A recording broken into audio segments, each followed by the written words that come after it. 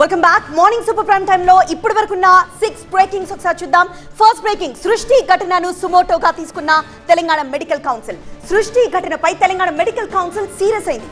ఈ వ్యవహారాన్ని సుమోటోగా తీసుకొని ఎథిక్స్ కమిటీలో విచారణ చేపట్టింది. 2016లో డాక్టర్ నమ్రత రిజిస్ట్రేషన్ ను మెడికల్ కౌన్సిల్ 5 ఏళ్ల పాటు రద్దు చేసింది. అయితే కోర్టు కేసులు పెండింగ్ లో ఉండడంతో రిజిస్ట్రేషన్ ను మెడికల్ కౌన్సిల్ పునరుద్ధరించలేదు. ఇక సెకండ్ బ్రేకింగ్, ఏఐ సింగపూర్ సంస్థను ఏపీకి ఆహ్వానించిన చంద్రబాబు. ఈ ఉదయం ఏఐ సింగపూర్ సంస్థ ప్రతినిధితో చంద్రబాబు సమావేశమయ్యారు.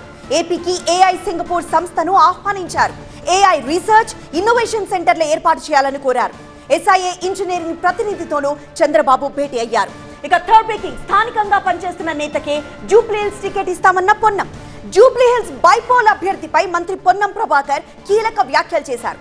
స్థానికంగా పనిచేస్తున్న నేతకే జూబ్లీహిల్స్ టికెట్ వస్తుందన్నారు. ఇతర నియోజకవర్గాల నేతలకు ఇక్కడ ఛాన్స్ లేదంటున్నారు పొన్నం. ఇక ఫోర్త్ బ్రేకింగ్, ఆపరేషన్ సింధూర్ పై ఇవాళ లోక్సభలో మోదీ ప్రసంగం. ఆపరేషన్ సింధూర్ పై లోక్సభలో నిన్న మొదలైన చర్చ ఇవాళ కూడా కొనసాగుతుంది. ఈ సాయంత్రం ప్రధాని మోదీ ఇవాళ ప్రసంగించబోతున్నారు. మరోవైపు రాజ్యసభలో కూడా ఆపరేషన్ సింధూర్ చర్చ ప్రారంభం కాబోతోంది. ఇక ఫిఫ్త్ బ్రేకింగ్, జార్ఖండ్ లో ఘోర ప్రమాదం. 5 కావడి యాత్రికుల మృతి. జార్ఖండ్ లో జరిగిన ఘోర ప్రమాదంలో 5 కావడి యాత్రికులు చనిపోయారు. వీరు ప్రయాణిస్తున్న బస్సు ఎల్ఎన్జీ ట్రక్కును ఢీకొట్టడంతో ఈ ప్రమాదం జరిగింది. ఇందులో 23 మంది యాత్రికులు గాయపడ్డారు. ఇక లాస్ట్ బ్రేకింగ్, నిమిషప్రియ ఉరిశిక్ష రద్దు వార్తలను తోసిపుచ్చింది ప్రభుత్వ వర్గాలు. నిమిషప్రియ ఉరిశిక్ష రద్దు అనే వార్తలను కేంద్ర ప్రభుత్వం ధృవీకరించలేదు.